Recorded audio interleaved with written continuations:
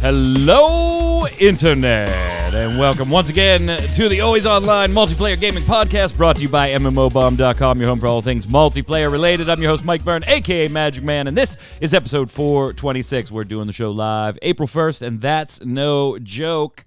1 p.m. Eastern here. Twitch chat joining us. Good to go. They're all here because it's a sad day. It's a happy day, but a sad day. It's like a bittersweet thing. So today, Jason Winter's last normal rotation, Always Online podcast, as he departs from MMO Bomb today to pursue Crusader Kings 3 endeavors for the rest of time. Mr. Jason Winter, how are you? So if I were to calculate it, if my dad was king, I'm about fifth in line to the throne right now. So if I murder the rest of my siblings, anyway, sorry. Well, but yeah, you're gonna have free time. I have free time. Might as well plot a few murders. Might as well plot a few takeovers. T-Pain showed us the way. Showed us exactly how you do it. Yeah, obviously. Jason, obviously we're gonna miss you. We've been doing this a long time together across multiple channels over the years. We'll get to the sweet stuff later, but what the hell? Why is your laundry behind you? So I went back and I listened to my first MMO Bomb podcast. Back when it was the free-to-play cast. First free-to-play cast, which was episode number 68. Ooh, you should have held off one more week. Yeah, why? Hired me next week. I know. Would have been nice. Hashtag nice. I think back then in 2013, people weren't saying that all the time. That's a more recent thing. Yeah. But anyway, so I went back and I listened to all the stuff we said and all the games we covered, and I've got a little bit of everything.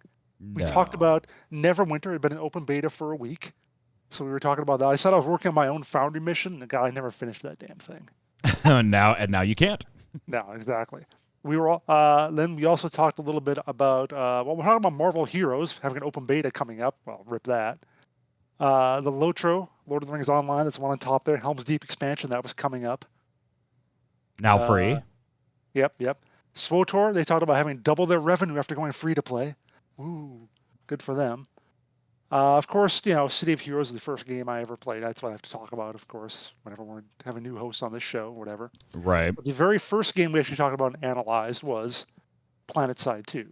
So I'm wearing that shirt as well. So it was just interesting that all that stuff that I had, all the stuff we talked about was stuff I had shirts. You had something laying around the house to represent it. So I figured I actually would put some effort into putting the background up instead of just throwing some random crap up there. Like, here, have my stapler. There you go. We talk about a lot about games dying and stuff like that. And in fact, we're going to talk about a few of those today. But it is interesting that everything you talked about on that show, with the exception of City of Heroes, is still live and playable by Marvel today. Heroes too. Well, yeah. But we also talked about Infinite Crisis. And okay, well, that's dead. Yeah. That died a horrible death. Yeah. Cora, let's go. Finally caught this live. Welcome. Yeah, you didn't miss anything. We're just introductions. Also on the line for Jason's last show, Ms. Quinlan Bowers. What's up, Q? So I'm supposed to be sad about this Jason leaving thing, right? No, please don't. Don't cry. Yeah, I don't want anybody crying. He's leaving in the same way like Zach, is leaving, right? Like some of the other So the like other a hosts. bad penny, he'll always turn back up. Yeah, we'll occasionally see him on the cast, just like we do Zach. He's already talked about maybe wanting to do an editorial or a financial piece here and there throughout. Good, I don't have to write about money. No, I'm only doing like one. Yeah, anytime. One every other month, basically. I think basically whatever. It's like when Jason wants to bitch about something or rant about something, I'll wake up. He's gonna come to us. Yeah, I'll wake up to an emailed article that is like, "Hey, throw this in the system for me."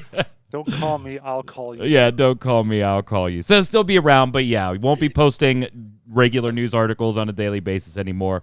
Won't be on as part of the normal rotation. Speaking of that, are two new hires who effectively start on Monday, but they've already written a couple of articles. Make sure you give them some love. Go put comments on their articles. Get them pumped. We will have next week on the show will be myself, Q, and Rose Happa. Real name Aspen, but she goes by Rose Happa, so you'll probably hear me call her Rose more often than not. And then the following week, we will have Anthony on with us. So you will get both of our new staff over the next 2 weeks with myself and an experienced host. Kind of let them catch their bearings, get used to the whole thing. So He was smart enough to have them on a show with me to start off. So, of course, help us welcome them when the time comes. We're going to slide over, though, right now and get started with the news.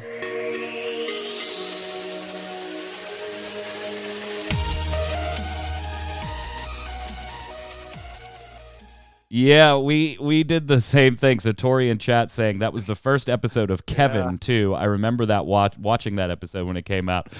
Jason and I were talking. We were like, do you know Kevin? And I'm like, I don't know Kevin. And he's like, do you know this person or this person? I'm like, I don't know this person. Jason, these were, And then we were like, these had to be like Spunkify's friends during MMO Bomb staff changes. I had left and you hadn't quite started yet. And he was just trying to keep the show going with some friends.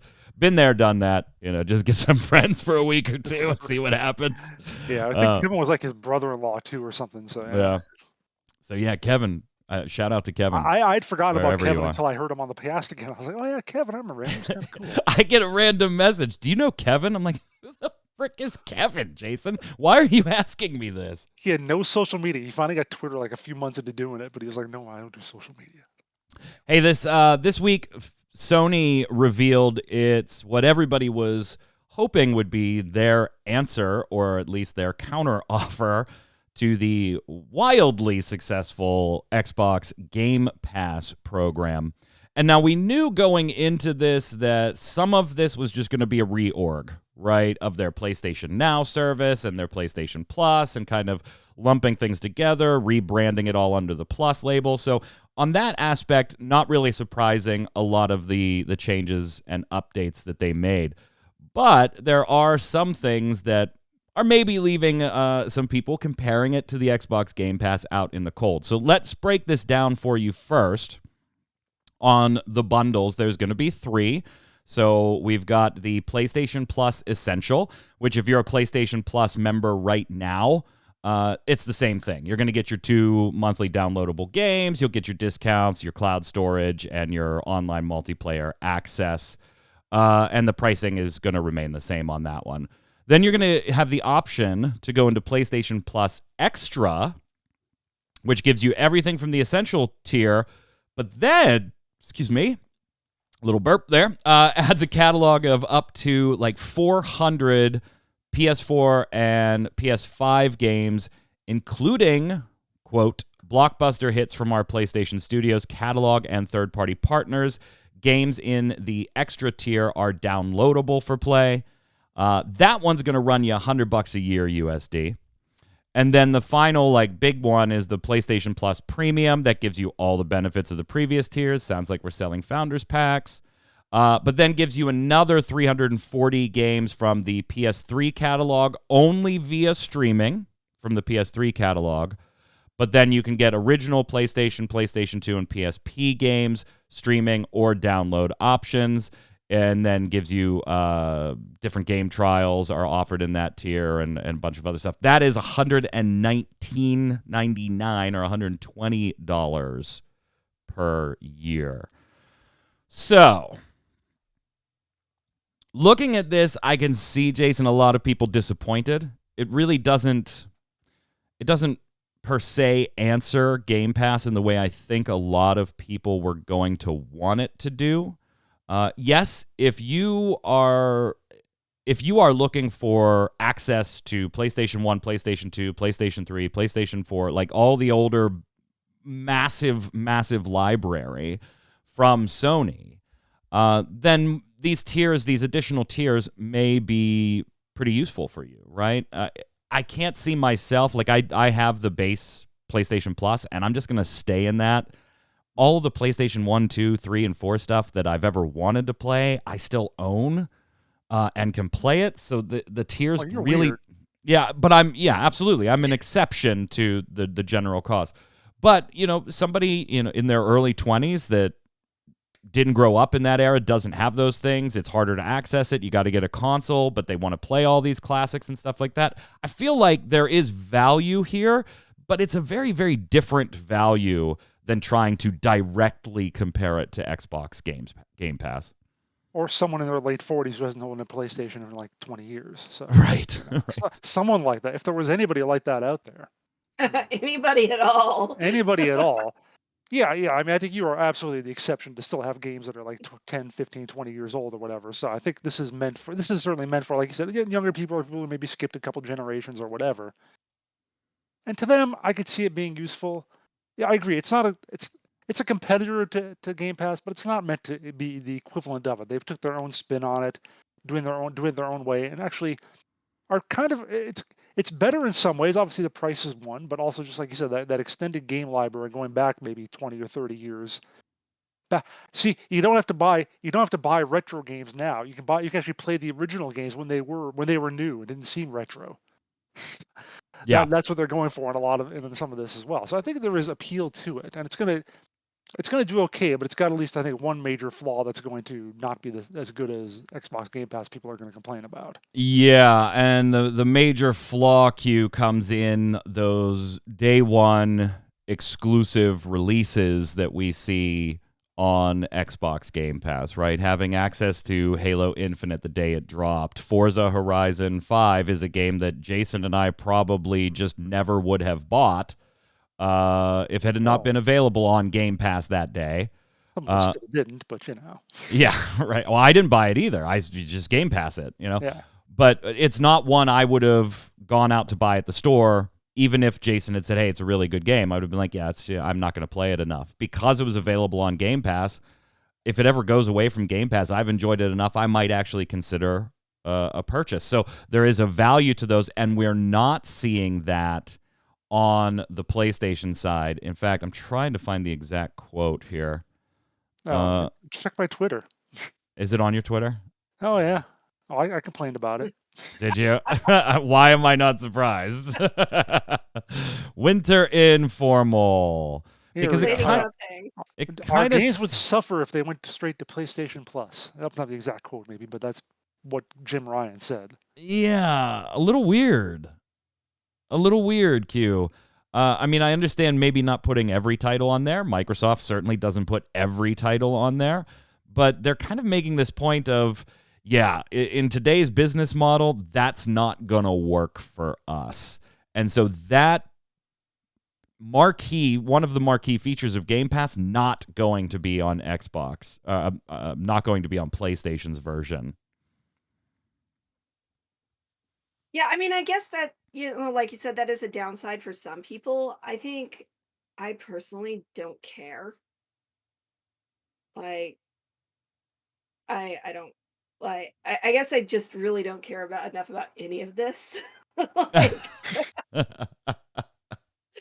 Now they but did. I mean, I look at the prices and I'm like, okay, well, yeah, because Justin was complaining to me about a lot of this, and a lot of it was based on the prices and stuff. And I'm looking at it going, I don't think the prices are that bad, but yeah, and a lot of people, their price may actually go down, right? If they're a current subscriber to both PS Plus and PS Now, the PS Now service kind of going away and being folded into this, by getting the right tier, you'll have access to everything you have now, and it will be a lower cost. My cost doesn't change because I don't intend to go up, but there's certainly an audience that Chad is talking about Terra Nova, interested in the extra tier because I've never bothered with some of that older stuff, and now it would be nice to play it. It's absolutely going to be a plus, a boon for those types of players, but it does come with the inevitable comparison to Game Pass, and I just feel like it's going to lose on that one major point, Jason, that the marquee day one titles aren't going to be there because Sony just says, hey, at the moment, they did say this isn't set in stone. This could change in the future. We'll review it. But at the moment, they're just not willing to part with those day one box sales in any way, shape, or form. Yeah, that's all it is. They want that money on day one. That's not the most unreasonable thing for them to say. No. And I mean, like Terra Nova, if I were interested in it, I wouldn't really give a crap about the day one stuff because, I mean, day one stuff anyway has all kinds of fucking problems every time. Like, you might as well just wait until they get their shit worked out, at which point, it's probably off the thing anyway. So Except, no, just go ahead. enjoy the games that you can't play now because you don't own a system that they can be played on, but this allows you to do it. Except that day one is okay being a little messed up if you're not actually paying for it, which you basically wouldn't be if you're part of the sub anyway. Oh, this is messed up. I'll check back in like a week, see if it's better. So Yeah, but I just wouldn't even bother with it Yeah, you and get a little more wait till it's goodwill. on sale. A little Yeah. more goodwill. Nasaga's saying it's still better than Nintendo Nintendo Online plus the expansion pass. Why Nintendo? Why? Yeah, I don't Nintendo subscribe doesn't to get this whole Nintendo's. online gaming thing. They just don't. Yeah, they don't. Nintendo just Nintendos. So there is the rumor on the other side of this. Since we're talking about it, we didn't cover it because it was on the site proper because it is still rumor-ish at the moment. It might have been confirmed today. I've been busy this Some morning. other site report on it that thinks it's more so. So yeah. Yeah. So Microsoft is rumored to be going ahead with a family plan to their Xbox Game Pass. So details on this one, multiple plans, blah, blah, blah, blah, blah. I can't even find the details on it. Where is it? I don't know. Nintendo do online, right? They do? Really? You think? Nintendo don't do online, right? Oh, I knew you were going to go there. What Sony does, Nintendo don't. I knew you were going to go there. So yeah, the family plan will reportedly allow up to 5 players on a single subscription and will debut later this year. Unknown pricing at the moment and whether it'll be exclusive to Ultimate or if it'll be included in other tiers or stuff like that. We don't know yet. But so imagine your Game Pass, Jason, with a little Steam account sharing in there and having multiples up to 5 people in there. Sony just could not get a week to themselves, Jason. Just could not get a week. And Microsoft didn't even do... Well, I mean, we don't know. Like, maybe Microsoft did leak it. And they were like, let's go ahead and drop this out here right now. Just sprinkle it out there. A little sprinkle. I don't know. I see people bitching about this one like they're totally screwing it up, and I don't think I agree. Yeah, it might not be what you wanted because you were hoping for a Game Pass-like thing on PlayStation, but from top to bottom with all the services PlayStation did offer already with various subs, at least this reorg tightens things up a little bit. Now, that doesn't mean their communication was great. There were a lot of initial questions on like when this is rolling out in phases later this year is the final answer. How can you roll from one to another? What does this do to current billing and everything? And we did get emails later. Like I got one saying, hey, you are in this tier. You are going to stay in this tier unless you tell us you don't want this tier. Your billing is staying the same. Your billing dates are staying the same. Let us know if you want any changes. But mine is the easiest, right? I am in the PlayStation Plus tier. I'm going to stay in the base PlayStation Plus tier. It could get a little weird for some others or people who are going to add services because then you have the fun of prorated billing for a month and all that fun stuff. Interestingly, though, Jason, no new member offer, which I do think is a mistake.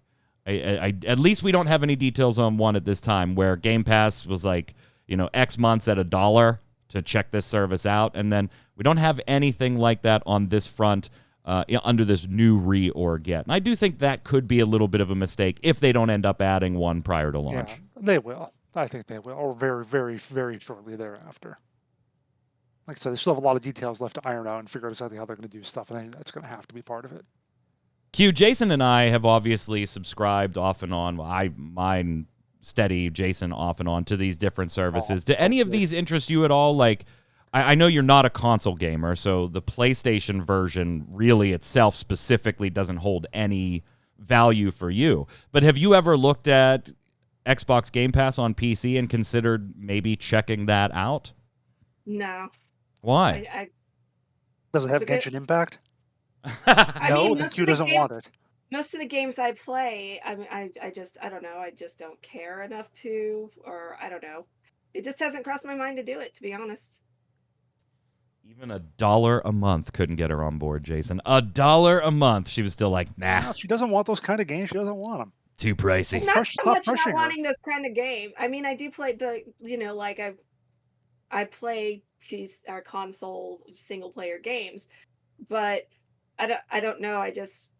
I'm gonna wait buy the game I want when it comes out, and I'm either gonna give the full money because I think it's a game that I really ought to give full money to, or I'm gonna wait till it's on sale. And And just I've had 9 years of Mike asking me, Jason, this is a game you're interested in, and me like 98% of the time saying no. Why would I? I don't fucking care. So there. I mean, it's just one of those things. Either I want to give the money to them because I really think this is a good idea, a good thing, Right. or I'm moderately interested in it, and I can just wait till it's on sale and pick it up at on Steam or some shit. And that's the other thing too. I have Steam. Why do I Jason, you once need? played a True. game like this True. for 1 hour back in 1983. Is this something you could be interested in? No.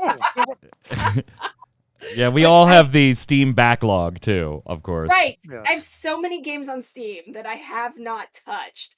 Why do I need Xbox Game Pass on my PC? You know what's even worse than the Steam backlog is the Epic Games backlog. No, Oh, see, I stopped doing easy. that. Yeah. I stopped doing that. I don't even log into Epic Games anymore. Initially, I was like, "Oh, cool, free games," and then I was like, "Why am I doing this? I'm never going to actually buy anything from Epic. Why am I maintaining a presence on their store?" Let me- This is why I'm leaving, so I can get through my Steam backlog. Let me show. Oh my God. Let me see here.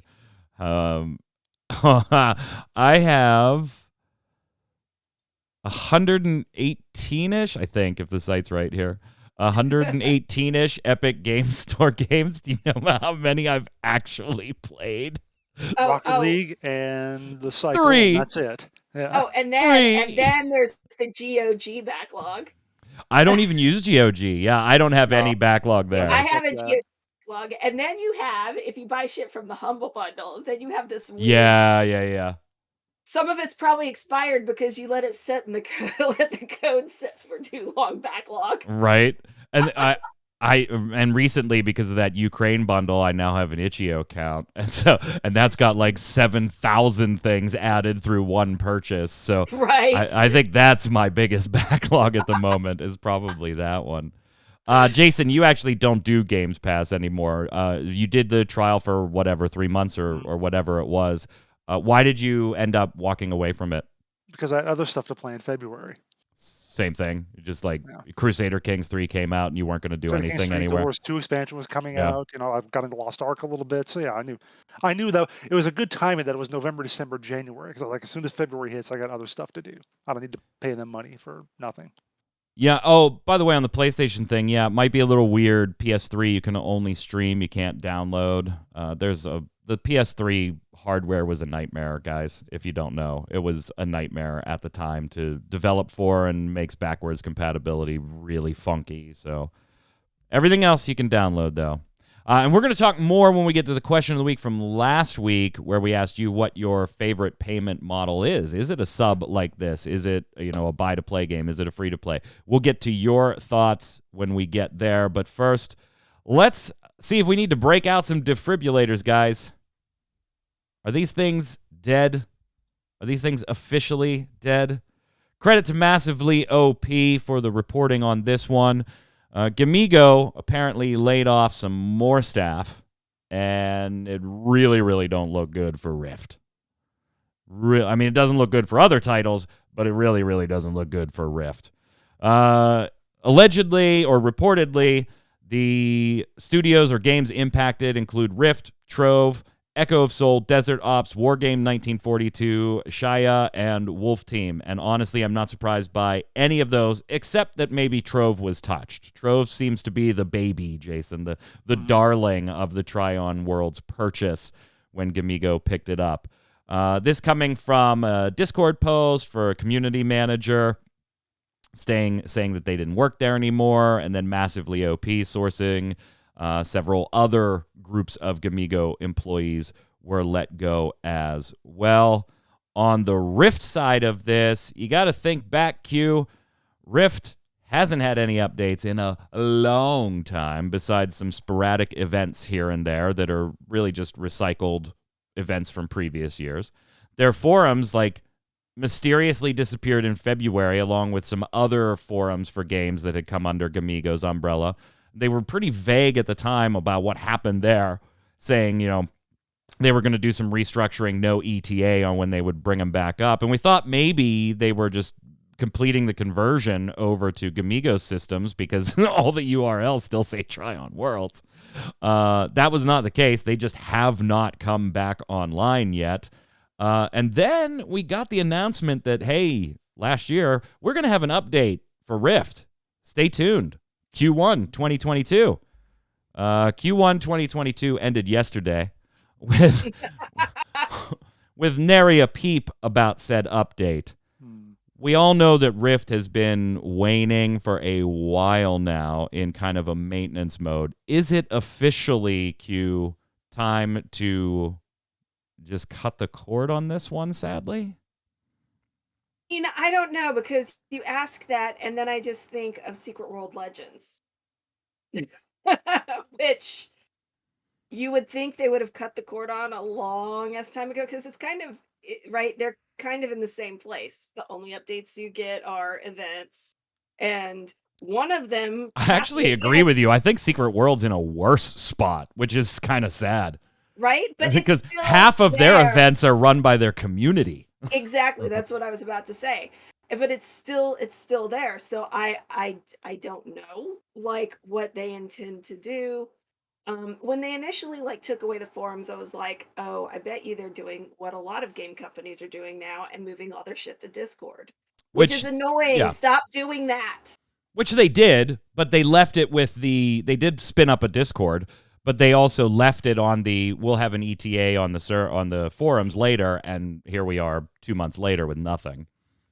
But I mean, I think all of the Tryon games, including Trove, which you're saying is the darling, I've written most of the Trove pieces, right? Yeah. Most of their events are just like little screenshot events, things and stuff. Like most of the, like, I would say 60-75% of the posts I write about Trove are, hey, they're having another screenshot event. Go to this location and take a picture. Right, but they are still adding classes and builds and things like that. Like it might not be as much development as you want as a Trove player, but there is development there where on Rift, it's just kaput. Jason, is it dead? Is it just time to just turn those servers off? The difference between I guess, Funcom and Gamigo is that Funcom has a soul. So they actually still kind of care about their games. Like there are still people I'm sure at Funcom who think, oh, I loved Secret World. It was nice. I want to keep it going. Let's make sure we keep it going.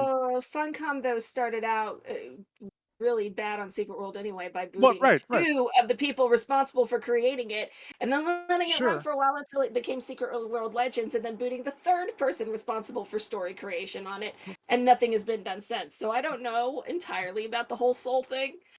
But they no doubt have people who still like it, who still play it, who still work on it and like it. Gamigo doesn't care. If it's not making money for Gamigo, they're going to get rid of it. It's simple as that. They don't care in the slightest. So, yeah, it is time to just put a stake in it. Here's the thing, though. It is easy to blame Gamigo here, but let's be honest. As a Rift fan, it was dying a very nasty-looking death under Tryon Worlds, as the company was dying too. There were people there who cared about it. Now that it's Gamigo, they don't give a damn.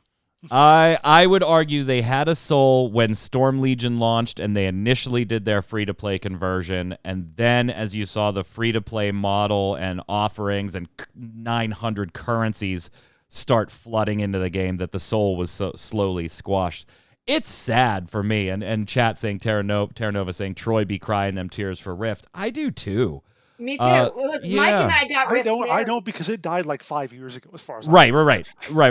I'm sad. I would be sad to see it go, but honestly, I don't know what update they could have implemented sometime this year that would have even remotely brought me back in any meaningful capacity anyway. I tried Prime for 10 minutes, and it only lived for 25. So...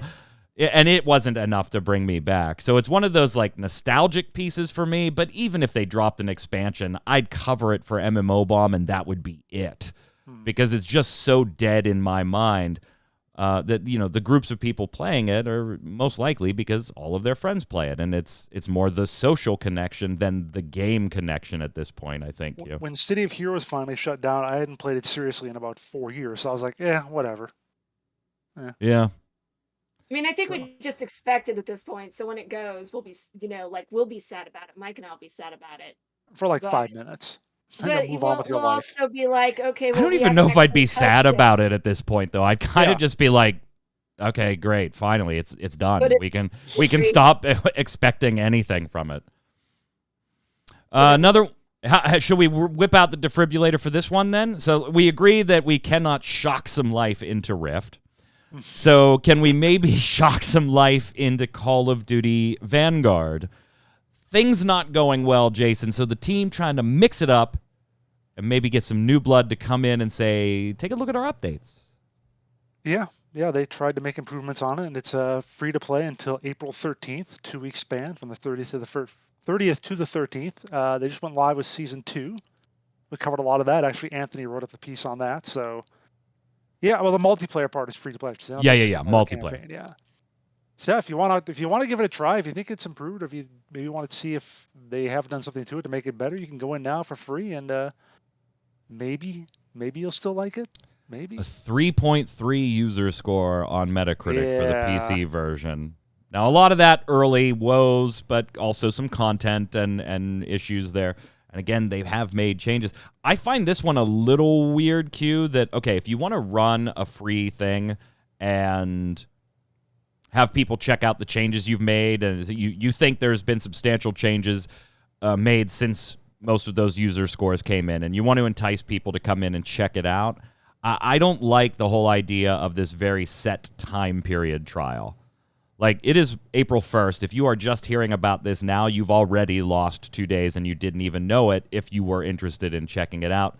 I usually prefer, like, it's 2 weeks free, go sign up for an account, and you will have 2 weeks to play it. This is, like, more like a demo weekend or two, which I don't know if it's really gonna do much. Like, hell, it's probably going to take you, in some areas, a day to download the bajillion gigs of the file anyway.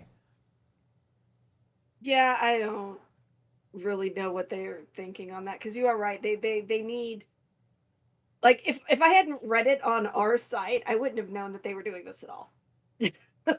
Like, not that I care. I don't follow what Call of Duty does outside of for work. But I mean, I personally wouldn't have known. So if I had any interest in going and, trying it out and seeing if they had done something new or anything like that, it would have just been, I probably would have been like 7 days into what's going on here and missed an entire thing. And then, like, you're right, the downloads on these kinds of games are freaking ridiculous half the time. So there's a day. So and then, count work and all that shit. And you've got like 2 hours or something to play it total. I don't know. Plus, this is Call of Duty, which was, obviously huge when it comes out.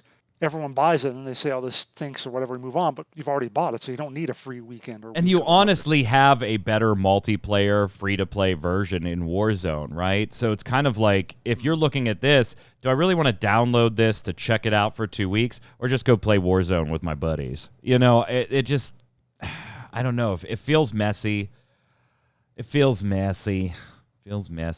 I think we could shock some life back into this one, though. But it's not totally dead. It's not totally dead, but it's wounded. It's had its wing clipped. Unlike Battlefield 2042, that has had both wings cut off, deep fried, and eaten for dinner already. Now, I'm hungry too. I didn't have any lunch yet. Q did. Same here. Q had lunch before we started. I did. I ate a lamb burger. I need some lunch. Cheese. Q said, and I quote, "We couldn't do the." She wasn't ready for the cast because she was shoveling food into her face.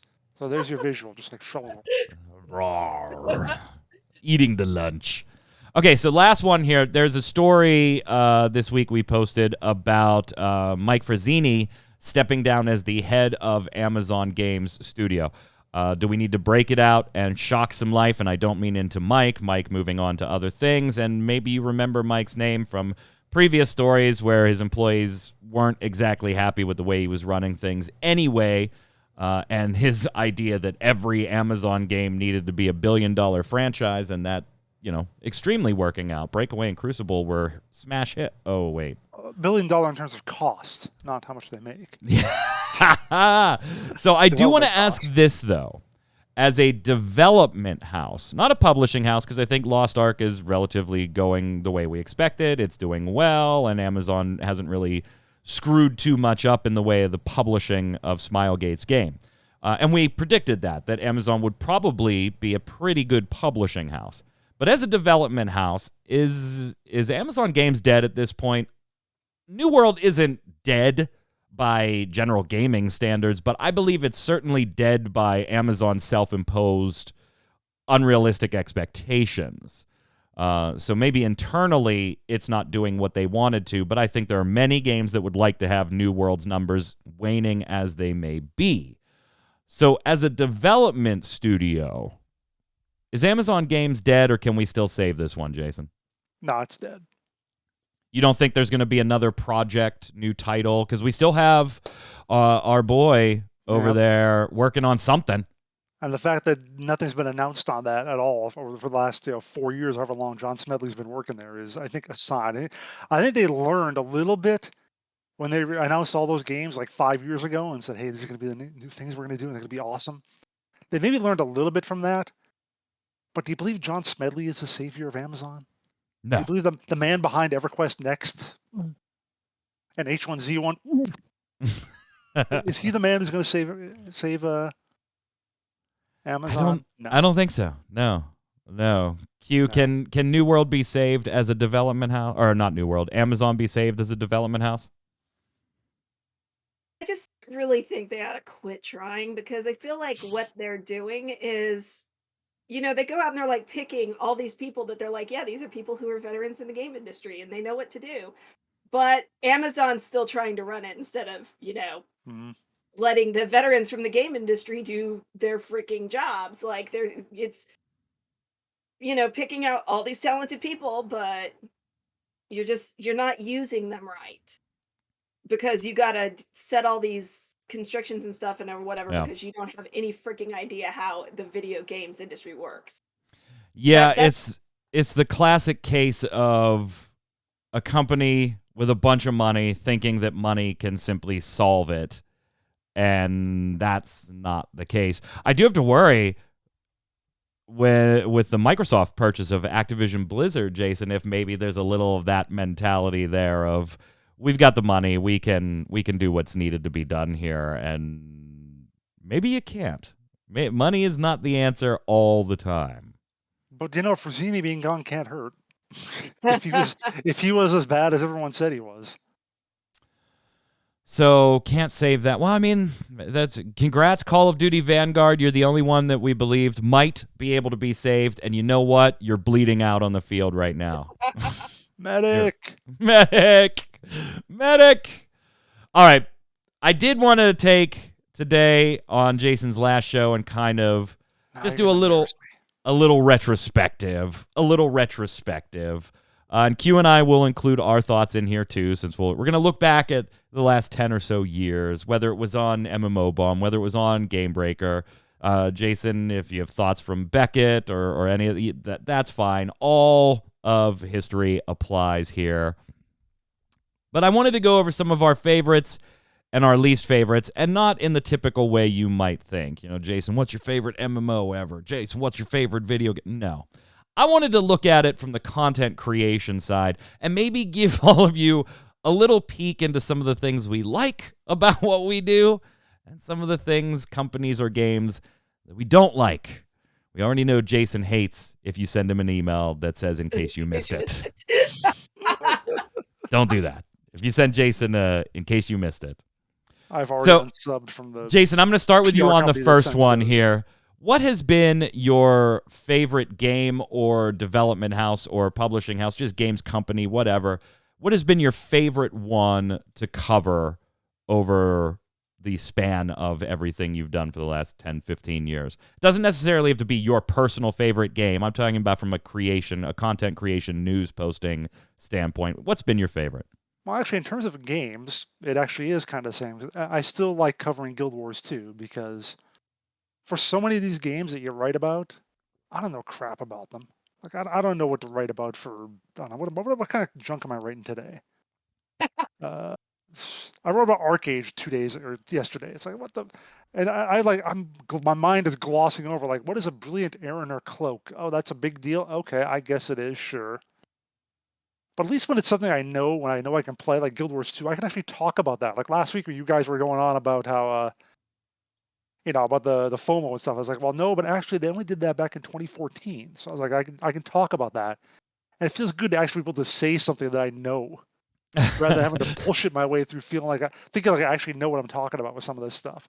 That's like 75% of the articles I write. I'm just copying the press release and rewriting it. I don't know. Well, I mean, He's not lying about this because you can tell my posts, the short ones, that's me writing a press release. The long ones, that's a game that I know something about. Now you were though our Anderson Cooper war correspondent. We are going to have to find a new Silver Fox. I was going to say though, if you want to talk company though, Yeah. I like doing wargaming. They have been one of the easiest companies to ever work with. Yeah. All the press releases they send us, as much as they just communicate with us back and forth. Marcella over in Amsterdam, she's wonderful. I love her. Yeah, they have been very easy to work with. Give us decent info, and even though again, I sort of know their games, so I could sort of write about them with some sort of expertise. But they have really good, like long writing blog posts or whatever, and talk about the stuff they do. So they're one of the easiest to cover. I've always felt that way, even going back to when I was working at Beckett or so on. Yeah, and even when they do use like hyperbolic adjectives and stuff like that, it doesn't feel like fluff. It just feels like they're trying to build a little bit of hype, not 7 sentences when 2 would have done just fine. Yeah, and any company that talks about that, it's how it's the most unique thing that's ever been done in the MMO space. Like, no, screw you, buddy. Tetris meets Dark Souls. Thanks, Story. Oh my god, yeah. Tetris meets Dark Souls. Loot River. Q, what about you? Favorite game or company to cover? Wait, is she leaving too? No. We're going to give everybody's in this little retrospective here. Yeah. I mean, it's kind of a toss-up between, I guess, a couple. I always love covering Star Trek online, especially when they're like, hey, here, do an interview. That's like my favorite thing ever because I get to talk to people who were on Star Trek. So, Genshin Impact, right? That's super easy for me. Company. Yeah. I guess I like covering Hoyo verse now because they just do some wacky shit. I'm gonna go Square Enix, and it doesn't matter the game. I love covering Square Enix because I get both sides. Generally, their press releases are very succinct, like wargaming, to Jason's point, which makes our job significantly easier. We don't have to wade through a bunch of bullshit hype. There's always a little, but it's not superfluous in most cases. And I do get to cover both ends of the spectrum, good things and bad things. So it's not just like I'm a glowing fanboy. Like, go watch my Babylon's Fall first look. You'll know exactly what I mean. Least favorite game or company to cover. I'm going to go first on this one, Jason, then we'll give it to you just to vary things up a little bit. Daybreak. For me, Daybreak is the worst to cover. One, all of their games are split across like 900 studios now, so it's just stupid to have to go through and source so that we can give adequate credit to the teams and their team names of what they're doing and what games they work on. Now, this is not an indictment, by the way, of the Daybreak employees or any of their communication or PR. They are actually very, very good, including the people at the very top of the PR chain, as far as getting me information, answers to questions, things like that in very, very quick manners. No doubt, no problem there. The answers, though, sometimes they're not great, and sometimes they look like downright lies and rewriting of history. So Daybreak has been just the worst for me as far as writing things up or covering particularly over like the last 3 years. What about you, Jason? I think it's Innova. Is that the company? The one that sends us stuff about their Lineage 2 thing that they're doing in Europe, but nowhere else, and it's different. And oh, yeah. Trying to sort those out just breaks my brain. Yes. I always hated having to write those up. Yes. And I don't have to anymore. You don't have to anymore. Q, what about you? Any game company that does those that doesn't have like actual descriptions of their game, right? Instead, you have to go in and dig through like the guides, which are Mm, broken into these weird ass mm. abstract things that don't actually provide you any information whatsoever on how their game functions or what it does. And they're almost in English. And they're almost Almost. in English. I Those. I hate those. I also like when people forget to actually put the hyperlinks in the email, Oh where yeah. clearly there's Oh, supposed to be a hyperlink. Check out the new YouTube video trailer here. Okay. Where? No, it's not even that. It's like, here's our, our spring festival, and this is a list of Yeah. a few things that are in it. And that's it. They don't have a link to the actual website with the article about the spring Nope. festival or something. It's like, why do you not even? All right, this is where things get interesting. A gaming opinion you have had in the past, Jason, that you have changed your mind on through the years. So it's interesting. First of all, I mean, we're completely bogged down on Twitch here. I don't know. You robot. Uh, Hopefully, no, we're okay. good So on it this is. side, but connection with Twitch yeah. is funky.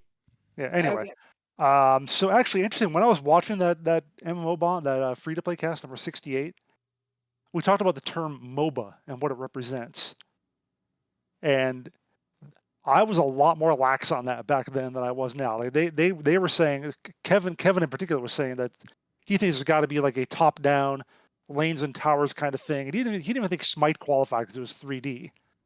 And I was like, yeah, I think it can be a lot of different things. MOBA can represent a lot of different games where you battle, over PvP battles. And now I'm like, nah, MOBA is just the lanes and towers kind of guy. I'm okay with Smite, but you don't call World of Tanks a MOBA anymore. You don't call Overwatch a MOBA. Some people were doing that back then. No, I don't buy that anymore. Those are a different kind of thing, battle arena or something like that. I don't know. Mine is actually loot boxes, but not in the way you think. Back Well, in the day, like I've always hated loot boxes personally. mhm. But back in the day, I kind of had a more, as long as what you're putting in there is cosmetic and cosmetic only, I don't care. I'm not going to buy them, but I don't care. Go do whatever you want. Through the years, my kids growing up, covering this more, seeing how they've evolved in the industry over X years and how the manipulation started becoming heavier and heavier and heavier, I have absolutely changed my stance on loot boxes entirely. Where I do care, and they need to be gotten rid of. They're highly manipulative and taking advantage of people with addictive personalities or behaviors. So, yeah. That is one I've definitely changed on, where it used to just be, it doesn't bother me as long as it's cosmetic. I'm not going to buy them, but God bless you, sell them. Now they need to be taken out of the game. Overwatch. Yeah. Overwatch. Overquatch. Oh, go ahead, Q. Something you've changed on. Well, this I'm gonna say is more recent, but when they started, before we started, I guess, calling them NFTs, and they started, doing the whole, oh, we're gonna implement these things to do ownership and stuff in games, and I thought, oh, that might be kind of neat. Yeah, no, Mm. y'all just need to go away. Take it with you. I don't want to hear Yeah. about it anymore. Just take it over there. All right. Jason, least favorite video or article that you look back on having written or made and you just cringe that your name, your byline is on it. So one thing I want to bring up before I go to this, is talking about my videos. The first, this is not the answer, but the first look I ever did was for Total War Battles Kingdom. And just this week, I got a press release saying that game is shutting down. So it's a perfect kind of parallel to my career. It's a bookend. It's a bookend. Yeah. In terms of article, the one that it's both my least favorite and my favorite, I think, in a weird way.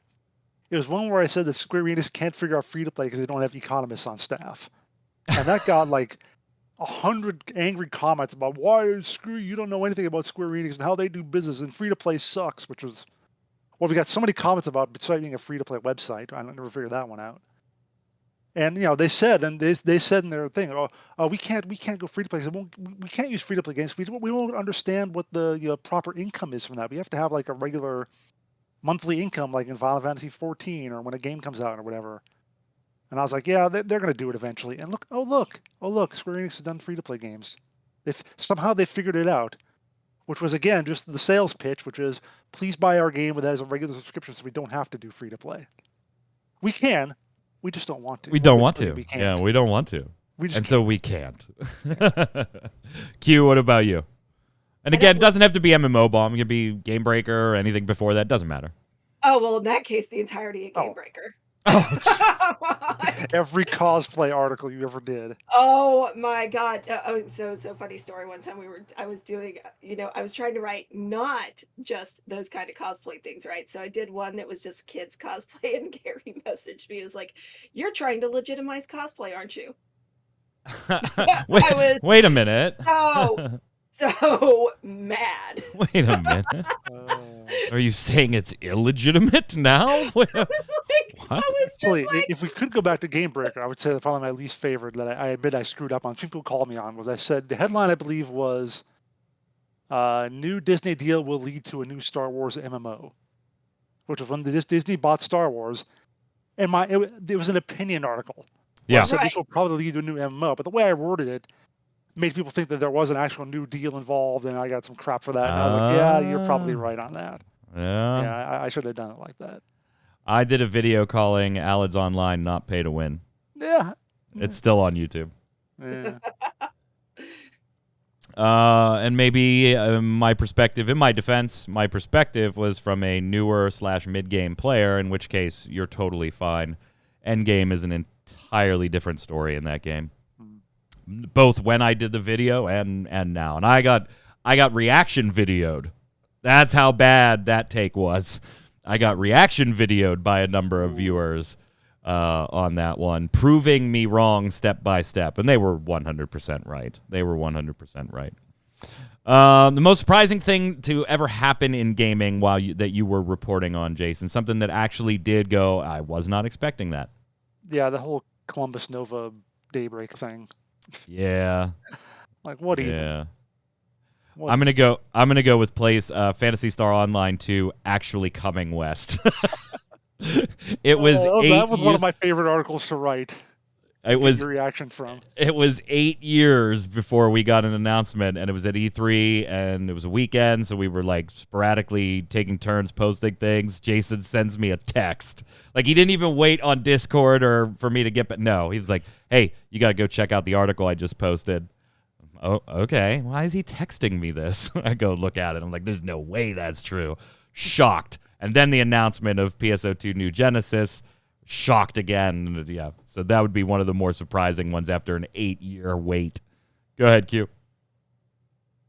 You know what? I'm going to go with after 5 years of waiting for any word from CD Projekt Red about Cyberpunk 2077, and then all you got was their Twitter just going beep. Yeah, that's right. That's all it said too. Beep. Just beep.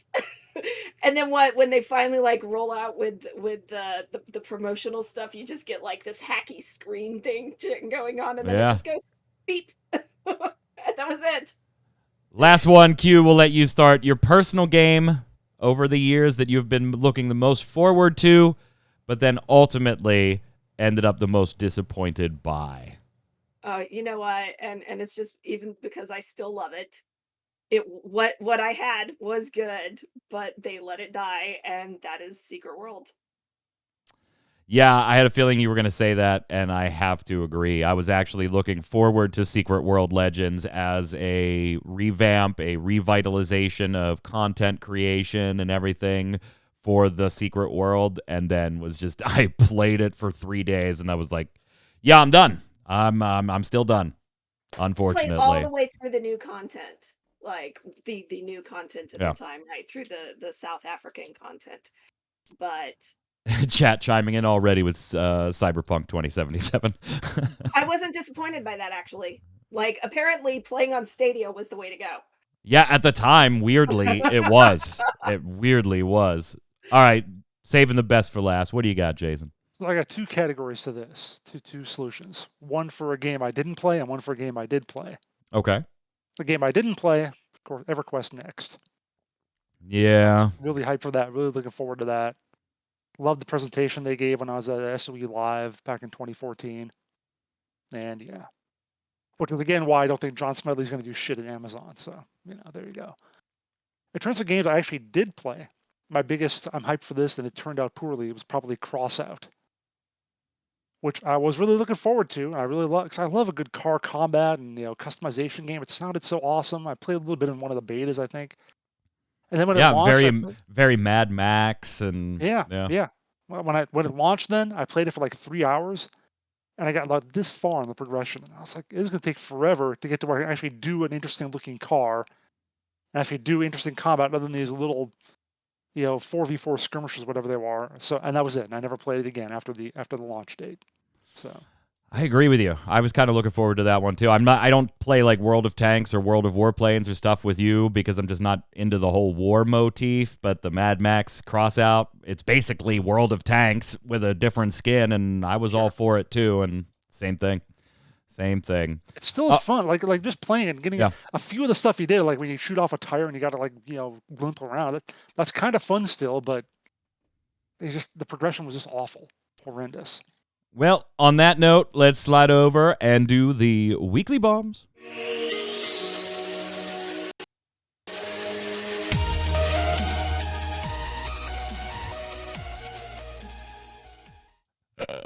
So you couldn't hear them chat, but they were like, didn't we just give like a month's worth of bombs right there? Yes, basically. All right, so I'm going to go first. I have it listed in the notes as secret bomb. What could it be? Yeah, it's a dub bomb to you, Jason. It's been, and it will continue to be, just in a smaller capacity.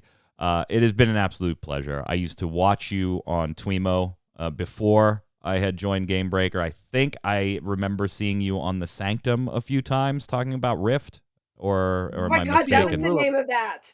Yeah, that was the Rift. Maybe I was on that once or twice. Yeah. I don't remember. Definitely on Twimo. I was on their Guild Wars 2 show a couple times too. Yeah. What about Unicorn Duck Shadow Puppet? Yeah. The Wildstar show, I was on that one. Not initially, but later. Derpy Dragon, the free-to-play show, yeah. I watched you on there as part of then was very, very excited to not just start doing stuff with Gamebreaker, but to meet you and do content there. I had no idea that we had passed each other. I went from MMO Bomb to Gamebreaker, and you were still doing Gamebreaker stuff, but had joined MMO Bomb as staff after to fill my spot there. Until I came back when Luis emailed me and was like, "You want to come back?" And I was like, "Well, who's your staff?" And he's like, "Jason Winter." I'm like, "Get the hell out of here!" But it has been an absolute pleasure, Jason. You're one of the best people in the industry, criminally overlooked as far as having massive amounts of followers just for your opinions, whether it be on Twitter, Facebook, YouTube, or here on MMO Bomb.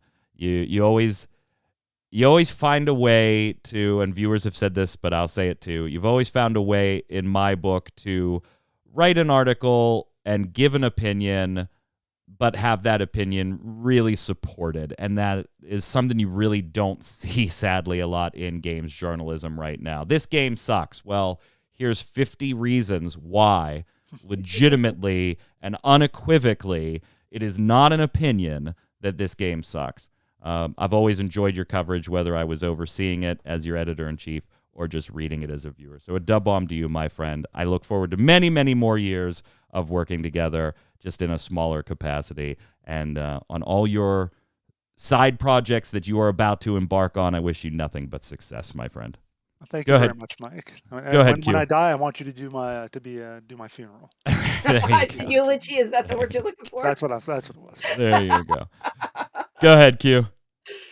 Well, of course, a bomb to Jason, but I'm not going to spend the amount of time because you already did all the heavy lifting.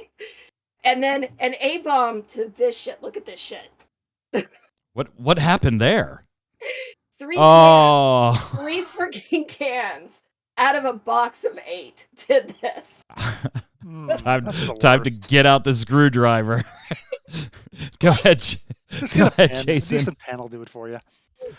I'm going to give a dub bomb to all the other MMO staff, to Mike, Q, Luis, Wilfredo, Zach, Troy, other people I'm probably forgetting, even Kevin. even Kevin. Kevin. Shout out. To everyone else I worked with over the years. Hashtag Kevin. Hashtag Kevin. And also dub-bomb to all the fans here, both on the site, on the chat, everyone who's left a comment with me on the articles and so forth. Thank you very much for making it a worthwhile endeavor, at least for a while, I guess. I don't know. Make sure you go follow him on Twitch. He'll be doing some personal streaming, getting into that a little bit more, and you got some other side projects you want to embark on. So if any of them are public, for public consumption, he'll talk about them on his Twitch and on his Twitter, so make sure you're following there. From viewers in chat... If you've been watching this long, you don't know my Twitch and Twitter, then I don't know what to do. From Twitch chat, Mad Martha says, A-bomb to Jason for leaving us. Feels bad, man. Terra Nova, dub-bomb to Jason. Enjoy the free time so long, and thanks for all the fish. Love the Douglas Adams reference there. Old Glory, dub-bomb to Jason. Thanks for all your work. We'll miss you, old man. Even you said before your stream you don't love me. I still like you a little. And K-Max says, dub-bomb to Jason for being great. We'll miss seeing you on a regular basis. On YouTube and on mmobomb.com... Nasagra says, dub-bomb to Jason for all the years of entertaining podcasts and articles. We'll miss him. A-bomb to Jason for not being able to read. ArenaNet clearly stated in the blog post that Season 1 was going to be free. Well, there was a lot in that blog. There was. Blame me for missing that one detail. Go ahead, Jason. RS Jabber says, dub-bomb to Jason. Thank you for years of entertainment, your insights, and healthy dose of skepticism. Been cutting my own hair, too. I just shave it off a lot. Yeah, I've considered that. Maybe that's what I should go with. That's my Just new do like George Clooney and get a Floby. Yeah. That's how he's been cutting his hair for like 25 years. Oh, yeah. I saw that video. The vacuum cleaner thing, yeah. Yeah. In chat, before we send it to Q, fan saying, dub-bomb to Jason. I'll definitely miss you. Enjoy so much your finance and numbers and statistics. That's not going away. He loves writing that shit. Go ahead, Q. Yami Kami, also dub-bomb to One Piece Chapter 1044 this week. It is fire. Anyone who's not reading One Piece is missing out so much. There's our anime thing for the week. Yeah. Alan M00 saying, Q and Jason, both to amount someone to play Ghostbusters with. Q meet Jason, Jason meet Q. Because both of you, I thought it was funny last week too. The three of us were talking about definitely wanting to play it, and then both of you were like, if I have friends to play it, I'll check it out. If I have friends to play it, I'll check it out. And I'm like, there's three of us right here that all agreed we will check it out. Why are you guys saying that? But mine has the caveat of I have to be the ghost. I skipped right past you saying it. Go ahead, Jason. Mike Fox says PUBG a dying game converted free to play. Naturally, they would go for this. Cold hard cash still speaks louder than a half-assed NFT scheme. Yeah, I still think PUBG is the most likely to get the craft and NFT treatment, although they did start their go play bingo and solitaire for cryptocurrency esports. Yes, that's a thing. Check it out, mmobomb.com. Go ahead, Q. Jack Atlas, A-bomb to Jason for leaving, really sad face. Dub-bomb to sing Jason, hopefully, as much as Zach later on the show, to share his jaded thoughts on the declivity of the gaming industry. Words. Speaking of leaving, I've been meaning to ask this for a while. Whatever happened to Exclusive X Treasures? I don't visit the site as often as I should. I've been watching the show for almost 6-7 years, and I always wanted to comment my 2 cents, but forget every week because the next thing I know, it's Friday and the show is already over with and uploaded on YouTube. And I felt like Exclusive was always making up for it with their commitment to comment every week in my stead. LOL. Yeah, so Elusive X Treasure viewer, I think she's still around. I hope she's still around. Elusive, if you're watching, say hi, because it's not just us that miss you, but it's also viewers apparently. Elusive X Treasure and her husband. And she did. I do remember, like, she commented after a couple weeks off that she was going through personal stuff with her family and things like that just prevented her from commenting. But yeah, Elusive X Treasure and family, if you're out there, say hi in chat. And all of you, put a comment down there, put a like, helps with engagement, helps share the news. One more from chat, Guardian Vale saying, dub-bomb to Jason, thank you for all the content over the years. I'll tell you who I was thinking of this week was Kinetic Fetus. Yeah. Question of the week last week, now that we've covered on MMO Bomb all payment models for a while, what's your favorite and what game does that payment model the best? Flintstone says, Ghostbuster Spirits Unleashed is sleeking with originality. Love it. Single players a go, maybe. No to NFTs. Is a point towards gambling. Every adult has the right to gamble. Why should we allow a business investment trading company to push their way into gaming, making us a buyer for them to keep making their fingers glee with? If there are any words, it's a pyramid scheme of zeros and ones. There is nothing there. Crypto equals buying nothing. So I put that there because I think that's a solid vote for Flintstone not liking NFTs. I think maybe. So. I thought it was a solid vote for a payment model response. Go ahead, Jason. Yeah, note to Colin Chap, and I'm letting him know now. Yes, my job is I'm going to work for a crypto company. That's my next job. There you go. Jason is becoming an NFT. If you take a screenshot of me on this thing right now, it would become an NFT, and it'll be worth millions. C-Swag, good show as always. Question of the week, my favorite has to be buy-to-play, but free-to-play games are always interesting to talk about, as they often have malicious microtransactions. Guild Wars 2 does it the best for MMORPGs. Kind of hard to argue with it. Although, man, did we get that's not really free-to-play. They sell their expansions. Shut up. Oh, shut up. Shut up. Q, go ahead. RS Jabber. Buy-to-play is my favorite. There's always a bit less of botting and bad agents with a price barrier, but I don't feel obligated to play because of a ticking subscription. Guild Wars 2 does this model the best. I only wish they included previous Living Story episodes with expansions. Well, hey, Season 1 will be free. I know that much. Tori chiming in. Question of the week. Never been able to afford subs for any game, and too many free-to-play games have had terrible microtransactions for me to love the free-to-play model. Buy-to-play has to be my favorite. The best buy-to-play game is probably Team Fortress 2. No, wait, that went free-to-play. Rocket League, nope, that one went free-to-play too. Guild Wars 2? No, not that one either. Tricked you there. Thought you were going to get a third vote, Guild Wars. I'm sure there is some buy-to-play game I actually like. I just can't think of any right now. So, buy-to-play, but they all suck. Original Guild Wars. That's still buy-to-play. Well, no, not buy-to-play, but buy-to-play. They used to be buy-to-play, and now they no longer are. No, original Guild Wars, though, is a buy-to-play game you could like. Yeah. So go ahead, Jason. Yamikami, if the game has a free version, check out the game, then I would say buy-to-play. If not, then free-to-play since there's no upfront risk involved. The worst thing is to spend a lot of money on a game only to find out a few hours later this game isn't for me. The game that did it best for the consumer is actually Firefall, back when it was good, before they did a 180 and went pay to win. Also, back in the day, the game actually existed. That is the point. Simply because it was free to play with none of the cash shop items being needed, you could play through the whole game and have fun like anyone else and never even visiting the shop. Also, you could acquire most items in the shop by converting your in-game currency to premium money. This actually sounds a lot like Guild Wars 2. There was a cap to how much you can convert each week. I think the limit was 5 or so red coins. You needed 30 or 40 for higher tier premium items. So you get nearly all the premium items just much slower than someone who pays. I actually think the system was too fair to players, and that's why they went nuts and turned to pay to win shortly before their demise. No, that's because they spent $1 million on that bus. Yeah. That was Mark going nuts. Yeah. What was his name? Mark Kern. Kern. I couldn't remember Kern. Just bonkers. He still occasionally goes nuts on Twitter over certain things. He still occasionally thinks he's relevant, yeah. Oh, jeez. Go ahead, Q. Jack Atlas. My favorite payment model is the subscription model. It helps lessen the gold seller spam. I know it still exists. It just helps mitigate it, even by a little compared to the never-ending spam on free-to-play games. On top of helping to keep guilds alive, free-to-play games, a guild can die in literally a few days when people just get bored and leave without saying anything. Normally, people will at least explain why they're leaving, taking a break, and chat Discord when they will be back. The other thing that separates sub buy-to-play from free-to-play player populations is reputation. Being a jerk will actually help or hinder you a tiny bit if enough people in the world, guild form, etc. know of you. Once upon a time, free-to-play was cosmetic microtransactions. Used to be one of the better models, but history will always repeat itself as companies will always show their greed given enough time. Yep, give an inch, take a mile. Give an inch, take a mile. Question of the week this week. I want to know who was or who is the best villain in MMORPG history. No restrictions here. Doesn't have to be a particular model. You know, MMORPGs are all multiplayer. We cover all multiplayer.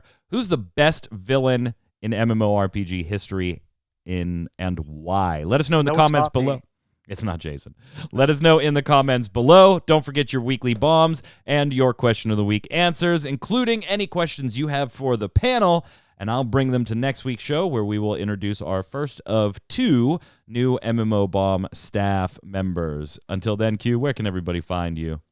Hang it out on Twitter at Quitland. Make sure you get these ones right, guys. This is the last time for a while you're going to hear them. Jason, where can everybody find you? Find me on Twitter at Winter Informal, streaming at twitch.tv/JasonWinter. It's always a pleasure, sir. We'll see you in a few months when you come by for a visit. I'm Mike Byrne. You can follow me personally right there, right there. At magicman1, but more importantly, follow at mmobomb so we can tweet at you all the latest news, articles, videos, giveaways, first looks, and so much more. Until next time, gang, stay safe. We'll see you on the servers. Later.